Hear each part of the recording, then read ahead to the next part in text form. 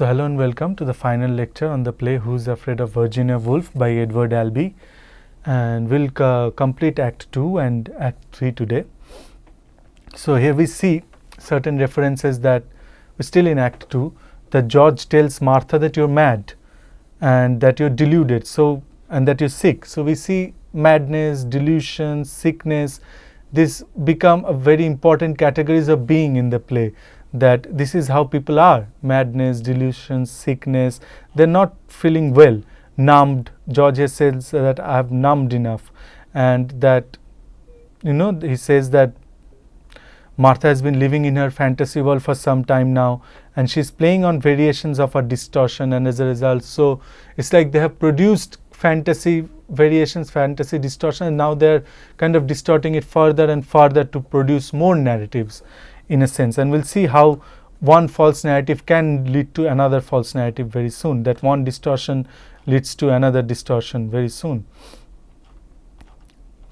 And here again we see that George threatens Martha that I'll beat you at your own game. So they're still playing these games, the games never end. And Martha says, is that a threat, George, huh? George says, that's a threat, Martha. Then Martha says, by fake spitting, you're going to get it, baby. George says, be careful, Martha, I'll rip you to pieces. So you see, like, this is almost something they're doing to encourage each other, that we're going to, like, let's see who can be more torturous, who can be more torturing each other, in a sense. Martha says that you haven't got the guts, and George says, total war? Martha says, total. And it's silence, and they both seem relieved, elated, and Nick re-enters. So it's very interesting that they're relieved after a conversation like that. It's almost like they have given each other free rein to do whatever they want to do, and that is kind of relieving, because they're like almost children that are going back to their game, like, let's see who can hit the hardest kind of thing. And they're related. You have to see that. So the thing that I was pointing out about Martha and George being a seasoned couple comes in here, that even though they're fighting, it's like almost they have woven fighting into the fabric of their being, in a sense. And now they're relieved, they're related by the chance to fight like that. And part of that game playing is the fact that Nick and Martha are getting very cozy with each other, and George is trying to react as less as possible to that, and Nick, turning away, look of disgust on his face, says, I have no respect for you, because George is not resisting the fact that he's hitting on George's wife. And George says, and none of for yourself either, indicating Martha. I don't know what the younger generation's coming to. So he's indicating Martha and says, like, what the younger generation, that, you know, that, and this union of Nick and Martha kind of shows that thing that we're pointing about, that both the older generation and the younger generation, they're both kind of crippled. They're both kind of, the older generation and the younger generation, they're both kind of corrupted. There is no sense of any deliverance anywhere to be found. It's a corrupt world that you're living in. So he says that I couldn't care less, and Nick says that you're disgusting. And George says, because you're going to hump Martha, I'm disgusting. He breaks down in ridiculous laughter. So you see that we're coming to this idea that you know, the society is a bad society, but we often see the writers, when they write about tortures, about profanities and everything, just to put up that what is going on in the society, we end up condemning the artwork. So we saw, like, we talked about Manto getting banned and constantly having charged with obscenities and profanities, to which he said that the world, the society, the partition is an obscene and profane act. So if I am writing about it, it's I who am committing the obscenities and profanities. And in Manto's writing, we see often the people who pass as rational, the leaders who accept this kind of partition, are the ones who are committing the most atrocious acts. But since he's writing about it, he will be the one who's called, you know, the bad person. And we know that George is also a historian. So if a historian is writing about the times, if the times themselves turn out to be corrupted, we cannot lay the fault on the historian. And he's reading from a book right now, one of the history books, in quotes, and the West, encumbered by crippling alliances and burdened with a morality too rigid to accommodate itself to the swing of events, must eventually fall. So we have this idea with this, the fall of the Berlin Wall that is going to come. But if we remember, the fall of the Berlin Wall happens much later. which kind of gives us a more positive understanding of what a fall can be, that it's not necessarily, falls are not necessarily bad. They can also be a good, a sense of fall, a sense of movement away from something else. And so while here in this book a fall is lamented in a sense, we see that falls not necessarily, and in the play also we don't see such lamentation of the fall, but if you look about it, it's like, as I was mentioning, in a manner that this is like a play of the beasts, the play of the witches, of the devils and everything. And this, if you read Marlowe's Dr. Faustus, it's about tormented devils. It's a 16th century play. It's about tormented devils who are tormented themselves, that would go on to torment others. But what Albee here seems to be suggesting is that, what if they get used to that in a very sadistic manner? What if tormenting others becomes very, very part of it? What if that becomes play for them? If they are so sadistic that tormenting becomes play, so then torment doesn't become torture anymore. What is torture becomes play. What is torture becomes fun. So that binary between pain and pleasure, torture and fun kind of gets deconstructed in a manner. And that is what he's doing. It's almost like these devils are so used to torturing each other, now that has become part of their play, that has become part of their game. So the evil people were probably sent to hell to be punished, but what if they slowly got used to that punishment and now like drawing enjoyment from their punishment, drawing enjoyment from their wound in a sense. So that remains a possibility that is being explored in the play. So the idea of punishment, the idea of saying to someone becomes sort of immaterial, that George would say something to Nick that, hey, do not do this, I feel bad, or try to punish him for that, makes no sense, because punishment itself is a sort of joy. If you punish, he will probably get more joy. If, like we have seen, right, when Martha is supposed to tell a secret or George is supposed to tell a secret, the other person says, no, don't do it, don't do it. What that resistance does is create a sense of excess pleasure in the transgression. But since George here is not putting up that resistance, Nick does not feel that kind of resistance, and that resistance would give him sort of more pleasure in his transgressions. So at the same time we see, like, these are plays, these are like, even transgressions have become so mundane, they have become so normal in the society. If you see the play also, if you read through it, you will see that such transgressions are part of the fabric of being in the play. But these transgressions have also become mundane. So it's only when George and Martha can imagine a drum up new transgressions, new forms of transgressions that can pinch them, can hurt them, do they feel jubilant, do they feel nice? Because otherwise what occupies them is this numbness, as they mention. This numbness, even what was pain once, can turn into a form of numbness. And Honey here starts talking about hearing certain bells, and George and Honey are now alone on the stage, and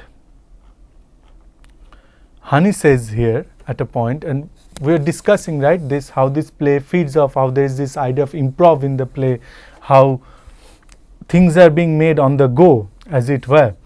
So Honey constantly says, I was hearing bells, and George was first irritated with it. Then he pays attention to her, like, what are you saying? And picks up after her and says, Honey says, who rang? Someone rang. George, with his jaws drops open, he's whirling with an idea, someone. Honey, rang. George says, someone rang. Yes, yes. Honey says, the bells rang. And George is saying the bells rang and it was someone. So he's getting an idea, and we see what that idea is. And George says he's home now. He's like at home with an idea. He's at almost like a eureka moment. Somebody rang. It was somebody with, I've got it, Martha. Somebody with a message. And Martha is not on the stage, but he's still talking to her. So you see that how many times George is talking of Martha when she's not on the stage, which gives the idea that he might be missing her. Even though these games that they're playing is hurtful, is painful, but at least that's something they can still give to each other in this world that is so numbing, that is so, like, you know, that takes away the venom out of everything. They're continuously injecting each other with it. And again, like with that venom idea, we see that the injection that kind of creates numbness, the alcohol that creates numbness. Amongst all of that, we see another kind of poison through words that keeps flow, that we keep consuming, this poison of words that we keep consuming throughout the play. And so he says that somebody have got it, like our son is dead. So that is the thing, that there was a message that has come and it announces that their son is dead. So again, in a previous scene we had also seen how George plans this when Martha is not on stage. There is a planned quality about it, and then he goes on and says this. So the audience is already in on it, like we saw, right, when Nick was narrating about Honey, about her hysterical pregnancy, the phantom pregnancy, the audience already knew about it. But what we don't know, what we didn't know, what how devastating this could be to one person, and that's what we're watching, that's what we're also witnessing, because the facts themselves, they are not that, like, you know, you can also say, oh, this is false, I'm not to be alarmed by it. But when somebody else is alarmed, we are consuming their pain. So this, watching this play is also a form of consuming pain, and which again brings us to the idea of sadism, masochism in the play, that if the gaze of the people in the stage are very sadistic, very masochistic, this play also, the fact that it's so popular, it's getting, still it's being taught, it's being performed, it shows that we also have a certain kind of convoluted nature of consuming the pain of others, that we read literature which conveys the pain of others, the suffering others, but we also consume that. We consume literature that deals with pain, that deals with suffering in a very, sometimes it can be a very sympathetic manner, but sometimes it can be a very sadistic manner. And this play kind of, with its structuring, with its layering, it kind of exposes that sadistic gaze on us, this gaze that kind of looks at suffering in a certain manner. And if we can master a certain sympathy for us, for the characters in this play, that is good, but in the sense they do not demand that kind of sympathy. What they demand is vitriol. With this numbness, what they demand is more vitriol. So that is how Act 2 ends, with George thinking how he will tell Martha that their son is dead. And we know that George and Martha both know that they do not have a son, but somehow still this is how, in a childlike way, this is George's effort to connect with Martha. You know, I mean, he was trying to connect with Nick also, but that didn't happen. That was a connection to suffering through a sort of disillusionment, but that didn't happen. But he's still connecting with Martha, he's still coming up with games to play with Martha. So their relationship is not lost, despite what it might seem it's a failed relationship or anything. We'd have to like rethink what a relationship between a couple might mean. And this is one of those relationships that problematize how we think about couples, how we think what couples are, and how they act.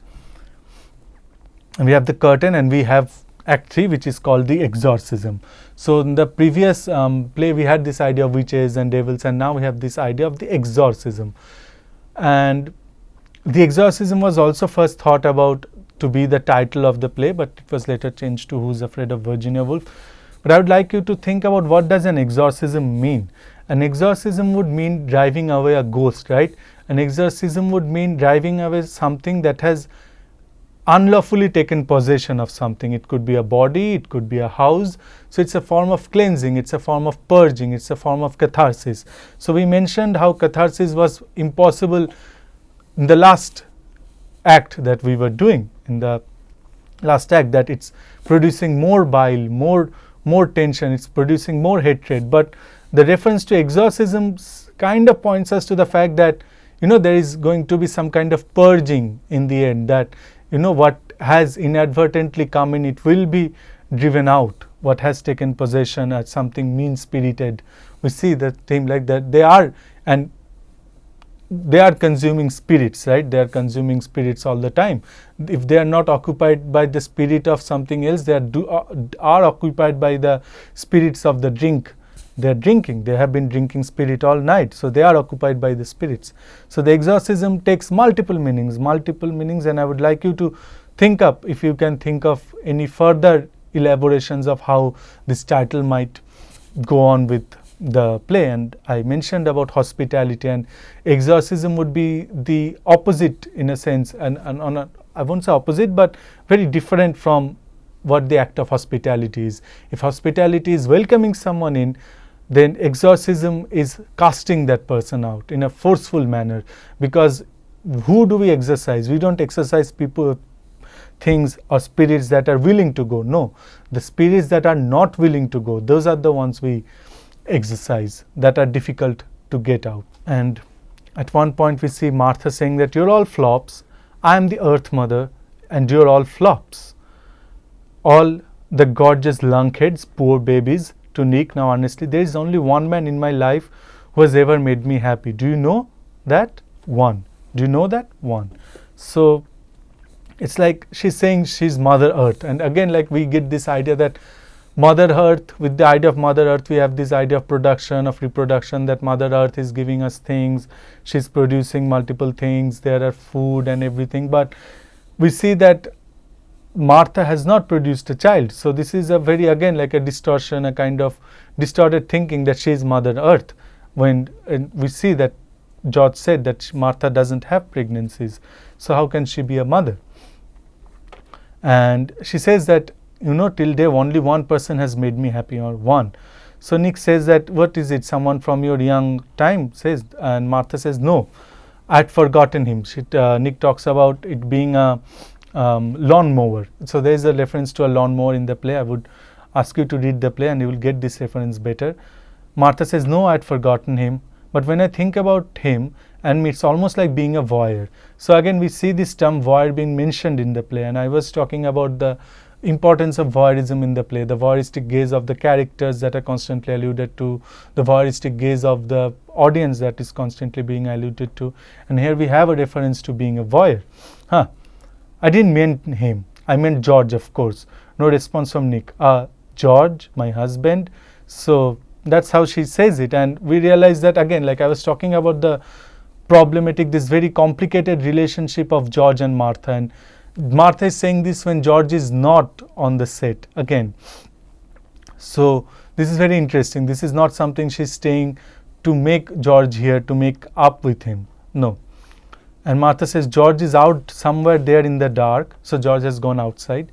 George, who is good to me and whom I revile, who understands me and whom I push off, who can make me laugh and I choke back in my throat, who can hold me at night so that it's warm, and whom I will bite so there is blood, who keeps learning the games we play as quickly as I can change the rules, who can make me happy and I do not wish to be happy, and yes, I do wish to be happy.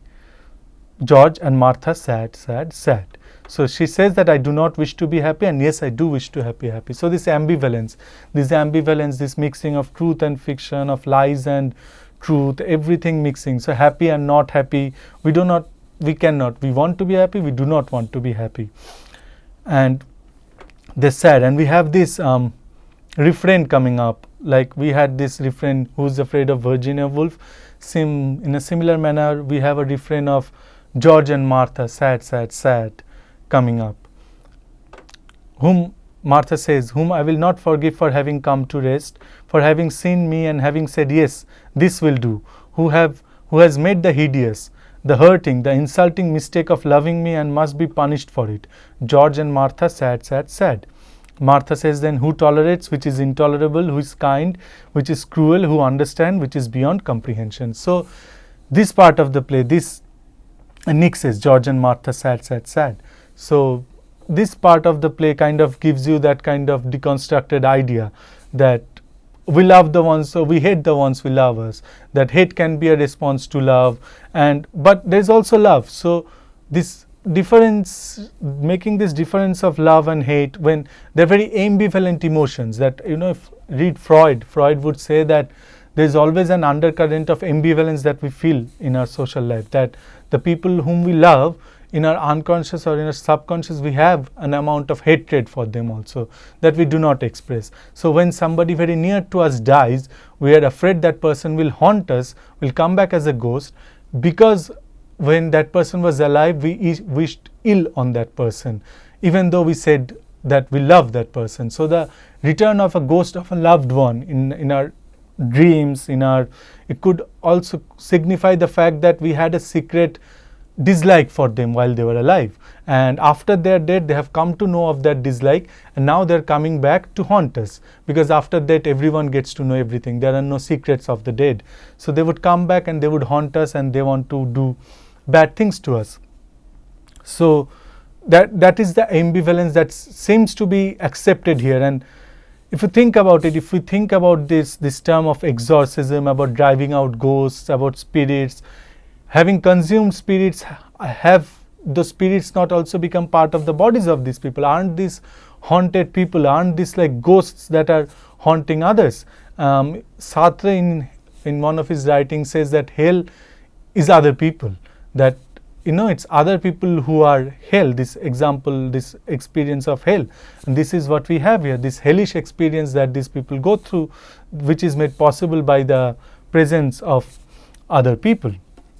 But again, like we see that that there is this ambivalence that Albee very beautifully maintains throughout the play, where love and hate, true and false, reality and illusion, they all kind of come together, fall apart, and they're used to certain effects. They're used to certain effects to show how we experience life and how we live our lives. And we see that Martha is now constantly insulting Nick. She calls him a houseboy, and she has been making fun of George till now, telling that he's emasculated, he's like the worst, he's like an insect. But now suddenly she's defending him before Nick. When Nick thought that he has probably asserted some right over, like some superiority over George, it's when Martha comes back to tell her that he hasn't. She says that, you think a man's got his back broken because he makes like a clown and walks bent, huh? Is that really all you know? And Nick says, I said all right, he can't take anymore. He was being very cocky some time back, but now he's not. And Martha says, oh, the stallion's mad, huh? The gelding's all upset, ha ha ha. Nick says softly, wounded, you swing wild, don't you? Martha says triumphant, ha. Nick, just anywhere. Ha, I'm a Gatling gun. So Gatling gun is like one of those machine guns that kind of shoot, and they also shoot so hard that the hand will also move with them. So the aimlessness is kind of built into the structure of the gun.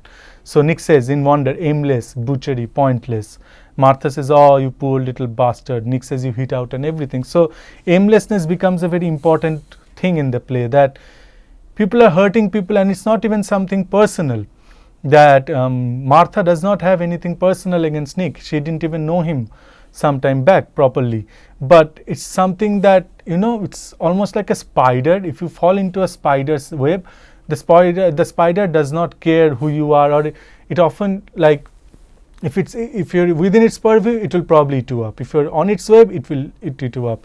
So the house, it becomes like something of a spider's web in the play, where, like, that they have come in and they will now be feasted upon. There's no other option that. And it's not aimless in the fact that they have come into their house and they are just getting embroiled in it.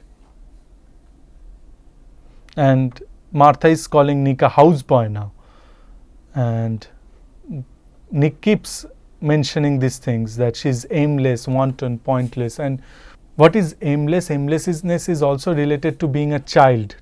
The being of a child, if you think about it. A child's play is often aimless play, while the play of older people is often structured with laws and rules and with ends. Child often plays aimlessly, pointlessly. So there is this amount of aimlessness, pointlessness. And if somebody asks you if the play also moves in a form of aimless manner, what does the play seek to situate? Does it tell us how to be better couples? No. Does it tell us do not be like that couple? No, it doesn't tell us that either. So the play is also like an exercise in aimlessness, because the world feels aimless, and aimlessness is also kind of opposite towards what history does, because history has in it an a sense of chronology, following a path, that things happen, that we're moving towards a direction, while aimlessness is like counter history. This is most like micro histories, small histories that are not necessarily about gaining to certain ends or gaining certain goals. And George has come back from the outside, and he's described as almost manic. So he's happy. George is happy. He's happy after the idea he got that I will now tell Martha that our son has died.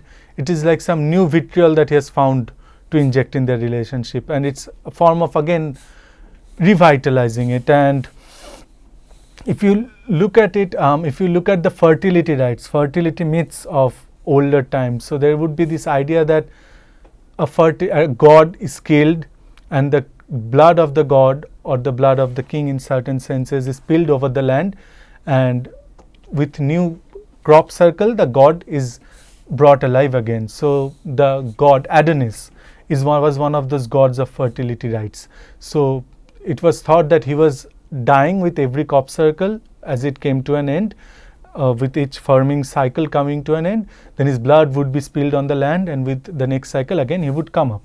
So this is again some kind of like that, being bathed in blood, baptized in fire kind of thing, that after they have a strong heat, like the strongest heat they can take, the relationship again comes back, again stands up in a form. And George can already see that he is doing this service to their relationship by coming up such stories, and he has brought flowers for Martha, and Martha says, pansies, rosemary, violets, my wedding bouquet. And so it's again reminding them of their marriage in a fond manner. And while Nick is being sidelined, again, like if you see, so Nick is now being the lost one against whom Martha and George slowly find their footing. They become the more seasoned people, the more seasoned couple against Nick, who's like at a loss right now. He doesn't know what has happened. He's very new to this kind of devilish, treacherous games that they're playing. And Nick says that you are vicious, and George finishing it for him, children, huh? So you see, pointlessness, children, these are ideas that are coming together. That's right, vicious children with their oh so sad games, hopscotching their way through life, etc., etc. Is that it? And Nick says something like it. George says, screw, baby. Martha says he can't, him full of booze. So he's there, now he's being like the butt of their jokes. All jokes are coming at him. He's being deflated a lot. And he was inflated in the first two acts. Now they're taking turns at deflating him, that he's not a good performer and everything. And George says, yep. And here I went out into the moonlight to pick them out for Martha tonight, for a sunny boy tomorrow, for his birthday. So birthday, again, like a term that is very childlike, childish.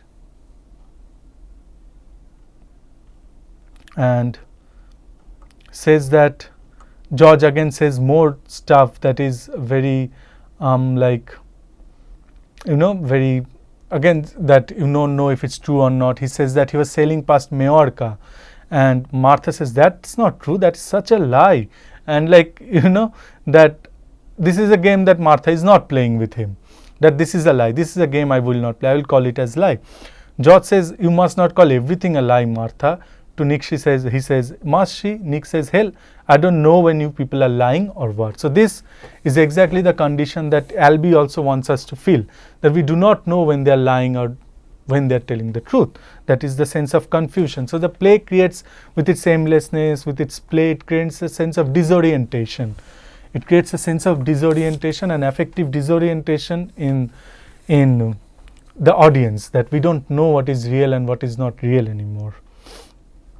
And so he's continuing on that story, which Martha has said that it's not true. And then George at point says, truth and illusion, who knows the difference? A toots, hey. And that's it, right? And Martha says, you were never in the Mediterranean, truth or illusion, either way. So Martha stresses here, instead of with this comment, he says that, you can't stress the difference between truth and illusion. Martha, when she says that you were never in the Mediterranean, truth or illusion, either way, she does not kind of discredit him, but says that yes, you can be in places through illusion, that in your illusion you can feel like, oh, I have visited this place. That I was saying that a novel, even it has its own regime of truth, that what happens in a novel actually happens in the novel. It has its own category of truth, while in real life we have our own categories of truth. So illusion can also have its own category of truth if you can build it up properly, if you can convince yourself properly, if you can detail it properly. Isn't that what lifelike novels are to us? They are lifelike because the illusion has been made so well that we do not know it's an illusion. And we often see many VR technologies, many places like theme parks, where the illusion is created so well that we do not know it's an illusion. And if you watch the movie The Truman Show by Jim Carrey, there's Jim Carrey in the movie, it's a very nice movie. It deals with this idea of truth and illusion, that an illusion done properly, it will be difficult to tell it from the truth. It will be like a magician's act. You need to put up that illusion in a proper manner. So there are ways you can be in a place in your illusion, and it's no less of a being than being there in truth. Here Martha says, pleading, truth and illusion, George, you don't know the difference. George, no, but we must carry on as we did. But they do not. And they're saying that we must carry on as we did, but they are not actually carrying on. So you see, everything is being problematized. Everything is being problematized. The categories are falling on each other. It's very different to disentangle them. Truth and illusion, they're entangled miserably. It's like knots that you cannot take out. And George says that, you just gird your blue-veined loins, girl, sees Nick moving towards the half. Now, we got one more game to play, and it's called bringing up the baby. It's called bringing up baby. So, what is bringing up baby? And Martha says she is not willing to play it anymore. But George says, well, we can't play without everyone here. So it's almost like, now that's a fact. We got to have your wife. Hawk calls towards the hall. So he makes a weird noise, imitates a swine. And says we can't play without everyone here. It's again like the audience, the importance of the audience, the importance of having an audience for these acts.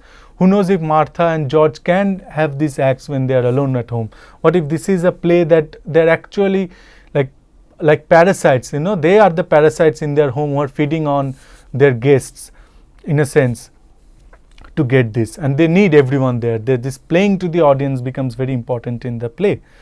So, and it's like asking the wife to come, honey to come back, and like calls a puppy go, and calls Nick a puppy, like good, go puppy fetch. See, like childish animals, children, animals. These categories also become very important. How the child and the animal sometimes cross each other in a way. And Martha is like a sleepy child. No more games, please.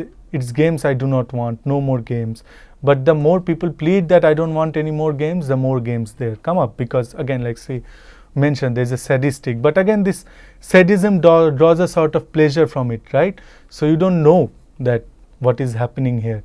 George has brought Martha flowers before he wants to tell her something that is going to be terribly painful for her, even though it's not a real thing. It's a false thing because we do not have a son. So the death of a son should not come across as traumatic.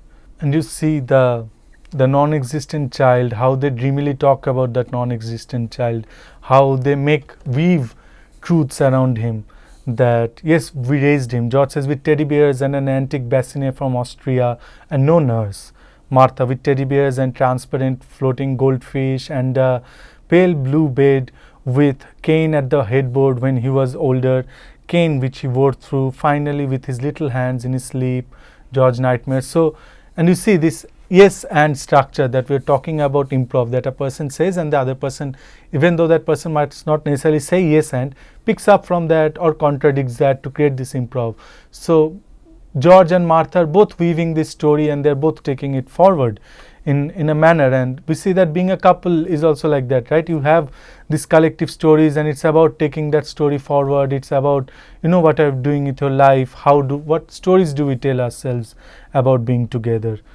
And that's telling stories, and the stories also have nightmares. It's not necessarily a very good story. There are references to nightmare, like whom their son loved more. Did he love the father more or the mother more? Who coddled him? Who suffocated him? It's all mentioned in these lines. And you see that George suddenly is like pronouncing some Latin lines slowly, and which refers us to a sort of clerical act of exorcism, as the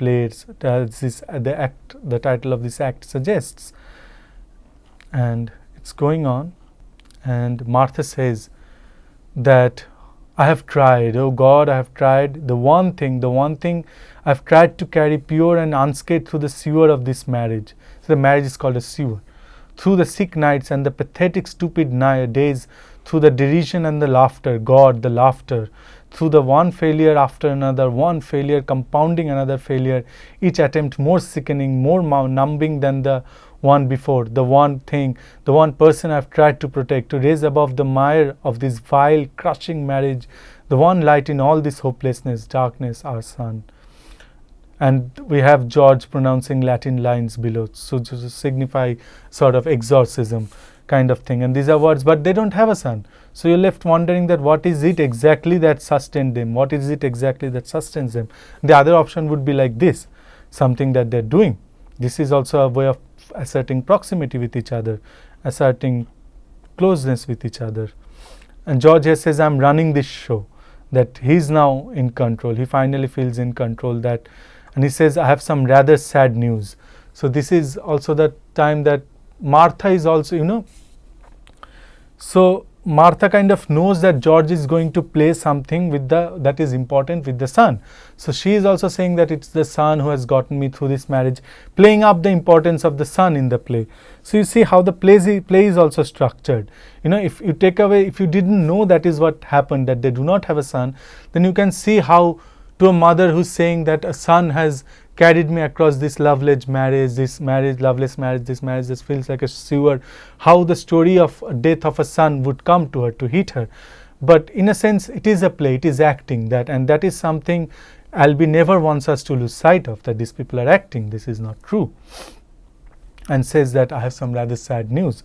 And Martha has also prepared the stage for George here to give this sad news, to create the most impact he wants to make. And Martha knows that George has not been able to, the last thing that he quite did was hurt Nick with the story of Honey, but this is almost like they're coiling up and the couple are coming together again, and they're hurting the person that matter most to them, and it ends with giving George again the power to hurt Martha, to hurt her. And says that a person from Western Union about 70, Crazy Billy. So again the reference, that craziness, the madness, it's a mad person who came and gave the news. And what is it? That boy is not coming home for his birthday. So it seems like a ritual. The boy comes every year and they're anticipating that coming. And George says after a long pause, Martha, our son is dead. He was killed late in the afternoon. Silence, and then a tiny chuckle. See, this is what makes it weird. On a country road with his learner's permit in the pocket, he swerved to avoid a porcupine and drove straight into a... So we have already gone through this story. We've already gone through this story in the play, but he knows what he's doing, that this is something Martha used to hurt George. Now George is using that, and Martha says, you can't do that, and you can't do that in a sense that the audience would be like, hey, this is a story we just heard, you can't do that. But that is exactly what the Martha's reaction to George is also the audience's reaction to George, that you can't do that, you can't recycle a story like that. But nonetheless, Martha does not take it as it's something false, but it is, what is stressed by this act is that hitting out at each other. That is what is stressed by this. No, Martha says, quivering with rage and loss. So again, like the stage description tells you that even though the things might not be real, the emotions they have feeling are real. There is something reality about the emotions they evoke in each other. And we saw that also in some previous discussions from Act 1, how the emotions are told, the evoked are real. And there are mothers who lose their child, and there is a pain of losing a child that is enacted by actors on stage for plays where probably, we can remember James Hinge's Playboys of the Western World, where Moria is actually lamenting her sons, the death of her sons, even though it is a lamentation by an actor who has not lost her actual sons. But that is something you can do as an actor. You can still believe that you have lost a son. You can still act like you have lost a son, and acting like you have lost the son is no real less sometimes in the matters of the stage than losing a son. If in this play of James Hinge's, the Playboys of the Riders to the Sea, sorry, not Playboys of the Western World, it's Riders to the Sea.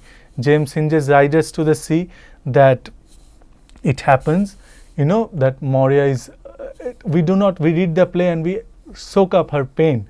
we do believe that it is a woman who has lost her child. So why can't we do that here? We can also do that here. But as I mentioned, this is a play that that deliberately tells you it's a play, deliberately communicates to you it's a play. So while Synge does not do that in his play, this is something Albee does. So Albee tells you, like, Martha isn't actually a woman who has lost her child. She's acting like she has lost her child, but she can make it true nonetheless. Again, like the power of fiction to create certain truths. That is not. So instead of like that asserting or diminishing the power of truth, it's bolstering the power of truth. It's showing that there are multiple truths and each of them can be real, in a sense that not one has to be real. And Martha says, I will not let you decide these things, right? Not have you authority over this. But George has done this. George has done this. Martha says, you can't do this, you can't do this. No. But George has done this, and George says that he has eaten the telegram. Martha says, show me the telegram by which the news came, that crazy Billy had delivered. And George, with a straight face, says, I ate it. Martha says, what did you just say to me? George, and Martha is like, with a pause, then with the greatest disbelief possible. So this, her reaction to this thing that he has eaten a telegram, it's like, it's a very strong reaction, a pause, with the greatest disbelief possible, tinged with hysteria. What did you just say to me? George, barely able to stop exploding with laughter. I ate it. Martha then spits in his face. See? And George says with a smile, good for you, Martha. So why is this idea of eating up a telegram kind of bringing up such a very disparate reaction in Martha? And here something else becomes very important. So Goya has a painting called Saturn Eating His Own Child. So there we see a huge figure is kind of holding another smaller figure in his hands, another full grown man nonetheless, and with the head is chopped off in the mouth, and the thing that is eating is very, very, like, I would encourage you to watch the painting to actually get what is happening here, to get that intertextual relationship that you can make of it. That, you know, and this is almost, and that is about a father eating up a child, fathers eating up their own children. You know, it could be about, you know, in The Fly we see such a figure of the boss who has sent his son to the war. So this is almost like Catherine Mansfield's Fly. So this is father eating up the child, the pale man eating up the child, the Goya's pale man. And there's also like that's the reference here, in a sense, if you look at it. And that's why, like, there's a lot of violence in the act of eating. So here, even though eating the telegram becomes very childish things, but if you look at the painting and draw it with like that, you can probably get a sense of why Martha act, why does it become so traumatic act for him. It's like Goya's painting Saturn eating his own child, and I strongly suggest that you take a look at that photo. And Honey says, terrified. Honey is also now participating. She also knows how to participate in these games. George says, snapping his fingers to Honey, did I eat the telegram or did I not? And Honey, terrified, says, oh yes, you ate it. I watched, you ate it all down. So something very violent about this act of eating. So, and that violence will not get communicated to us if we think only in terms of George eating a telegram. We'll have to think of it in terms of the painting I just told you about.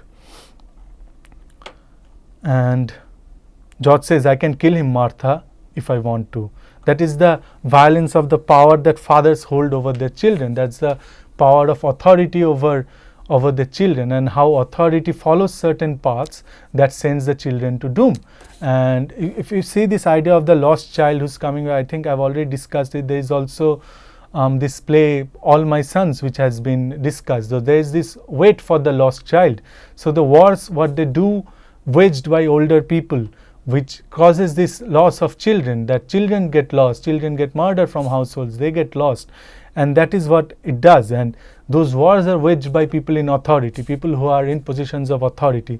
They send these positions of authority, who would otherwise call every one of their subjects children, would send exactly these children to death. And that is exactly this potential of this negative potential of authority that George is talking about. It is also a force of history in a sense, the history that is consisted of wars and victories and the history of the victor. George says, I can kill him, Martha, if I want to. Martha says, he's our child. George says, oh yes, and you bore him and it was a good delivery. Martha keeps saying, he's our child, and George says, and I have killed him. Martha says, no, George says, yes. So this is like an assertion of power over their relationship. And with this, the play is slowly coming over to an end, and there is a sort of denouement that happens, this cathartic effect that is happening. And with tragedies also, we'll see that this catharsis comes with the death of the tragic hero, that it's made possible by the death of the tragic hero, the fall of the tragic hero, which makes this catharsis possible. And here we have this death of the child that is making it possible in a sense.